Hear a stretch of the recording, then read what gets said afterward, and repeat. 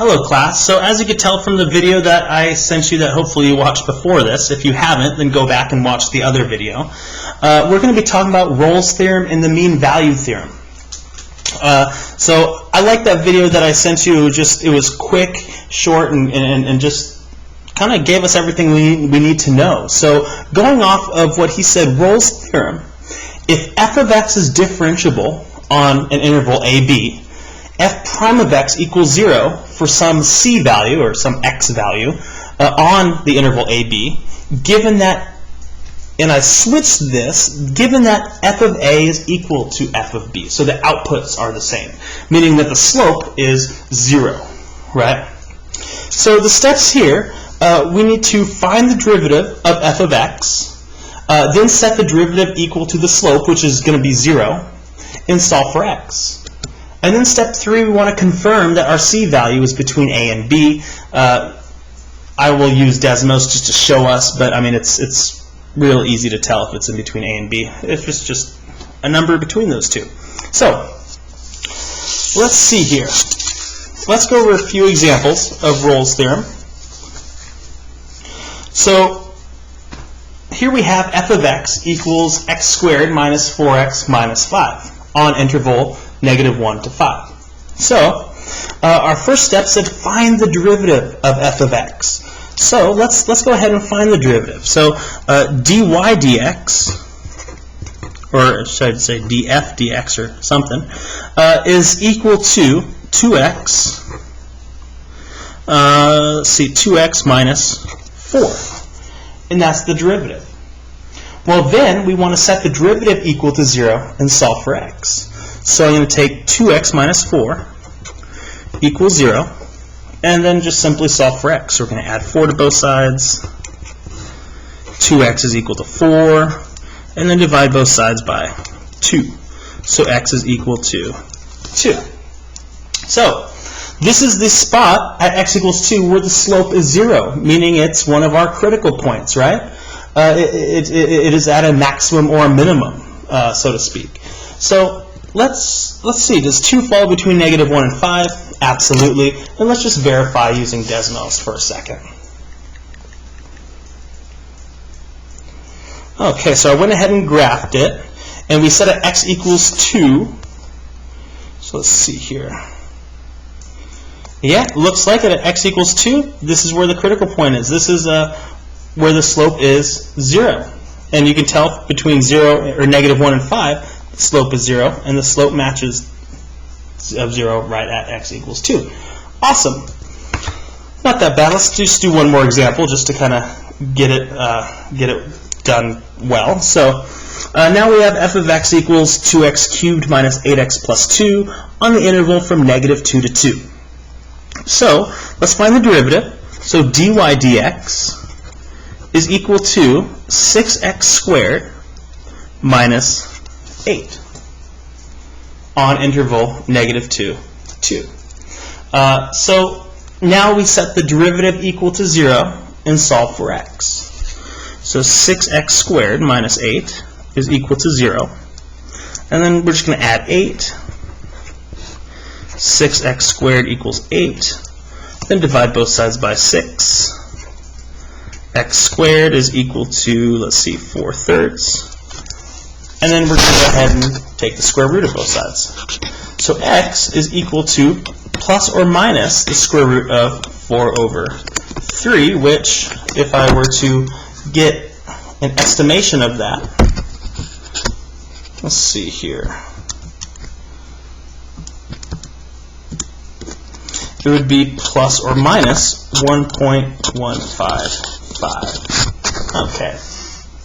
So let's see. It falls plus and minus 1.155 falls between -2 and 2, so we're good. Let's just verify that there's a slope of 0 at those 2 points.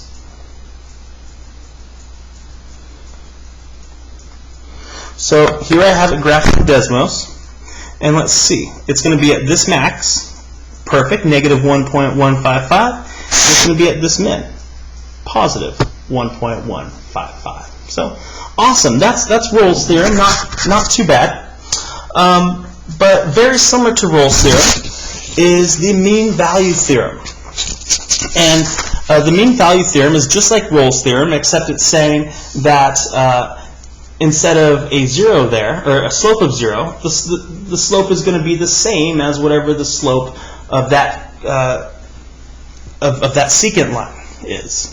So the mean values theorem says if f of x is differentiable on AB, meaning if you take the derivative of it, then f prime of x is equal to the slope of the secant line for some c value on AB. So steps here, first we need to find the derivative of f of x and the slope of the secant line. Then step 2, set the derivative equal to the slope of the secant line and solve for x. And then finally step 3, confirm that your c value is between a and b, just like what we've been doing. The only difference here is that we need to find the slope of the secant line. So here we have f of x equals x cubed minus 3x plus 4 on the interval -2 to 3. So let's see here. Let's first, we'll find the derivative first. So let's see, dy dx is equal to, it's going to be 3x minus 3. Awesome. Now let's find the slope of that tangent line. And to do so, we're going to use the original function, because that's the function that we're graphing. So let's see. I know my x values are going to be 2 and 3. So let's evaluate at -2 and evaluate at 3 and see what our outputs are, so we can figure out the slope. So f of -2 is equal to -2 cubed minus 3 times -2 plus 4. And let's see, that's going to give us, it's going to be positive, or no, -8, my bad, plus 6 plus 4, which is 2. Awesome. So we have the point -2, 2. Excuse me, that's my dog barking. 1 second.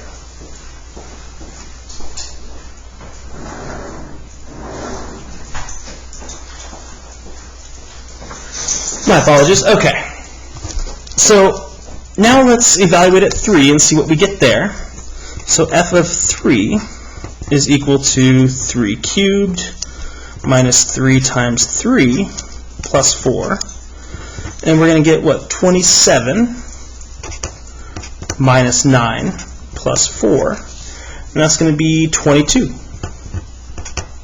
So we have also our point 3, 22. Awesome. So now let's find the slope between, or of that tangent line between these two, or at these 2 points. So it's remember the formula: y sub 2 minus y sub 1 divided by x sub 2 minus x sub 1. So let's see if this will focus. We've got a barking dog and an unfocused camera. There we go. Okay. So I'm going to say 22 minus 2 over 3 minus -2, or 3 plus 2. So 22 minus 2 is 20, over 5 is 4. So our slope is 4. So what we're going to do is we're going to set this equal to 4. So 3x minus 3 equals 4, and then let's just solve for x. And that's going to be the x value where this function is parallel to our secant line at these 2 points. So let's see, we're going to add 3. So 3x equals 7, and divide both sides by 3. So x equals 7/3, and let's get an approximation for that. 7 divided by 3 is roughly, I could have done that in my head, 2.333. So let's use Desmos to check this out.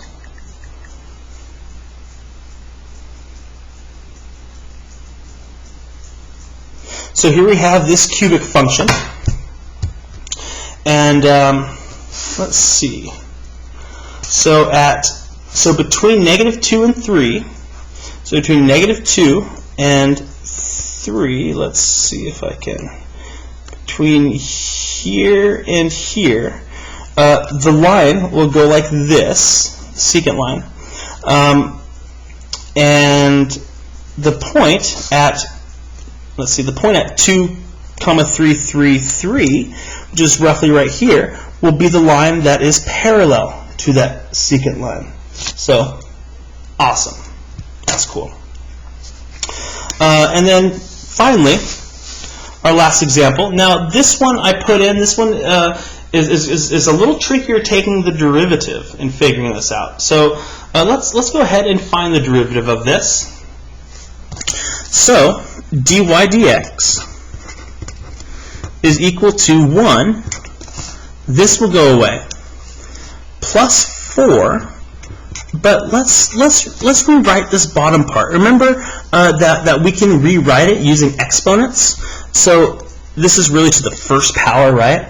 But since it's on bottom, if we wanted to write it on top, we'd write it as the negative first exponent. So I can rewrite this as x minus 1. Oh, I shouldn't write. No, hold on.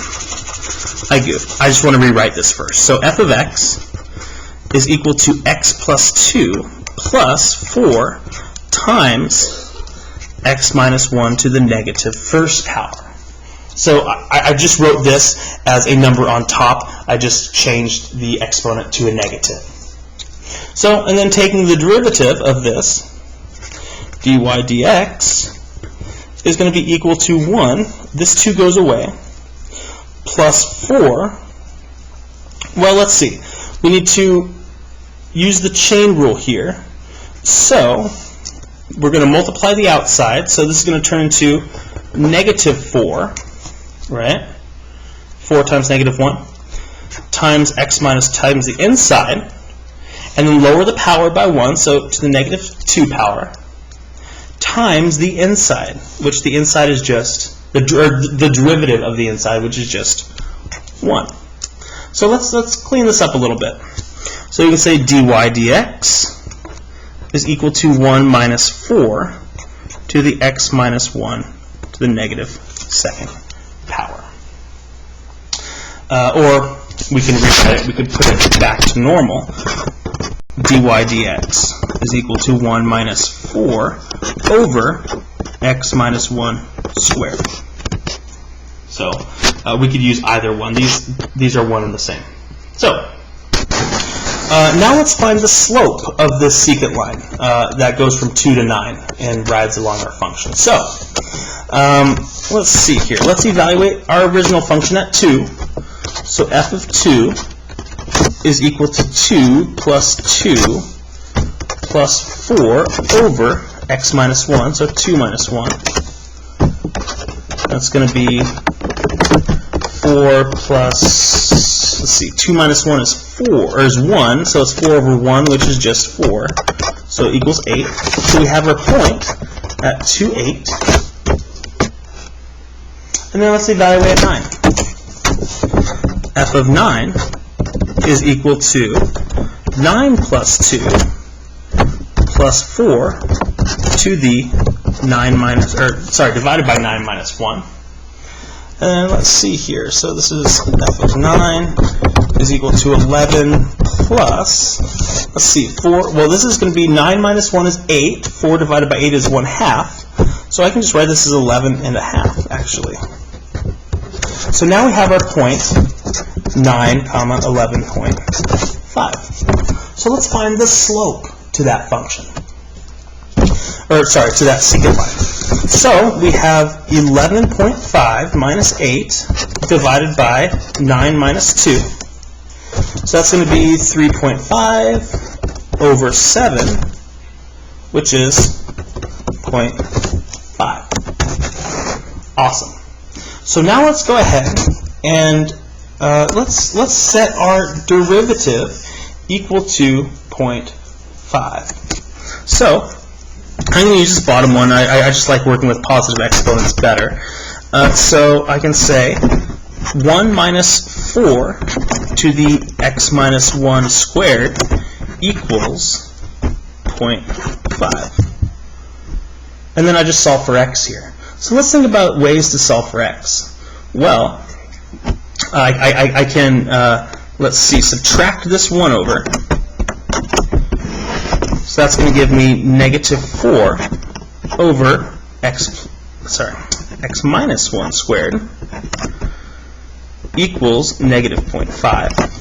I can then ditch the two negatives, right? I could technically divide both sides by negative 1, which will give me positive 4 x minus 1 squared equals positive 5, or positive 0.5.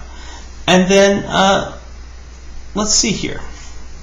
I can multiply both sides by x minus 1 squared. So I'm running out of room here. So if I multiply both sides by x minus 1 squared, this will cancel. So we're going to have 4 equals 0.5 times x minus 1 squared. And then let's see, continue to solve for x. So we're going to divide both sides by 0.5. This is a long one, huh? 4 divided by 0.5 is 8. So 8 equals x minus 1 squared. Take the square root of both sides. And we get plus or minus 8. Oh, sorry. Let's see, what are we getting? We're getting plus or minus the square root of 8 equals x minus 1, and then add 1 to both sides. So we have 1 plus or minus the square root of 8 is equal to x. Boy, that was something. Let's find the approximation to that.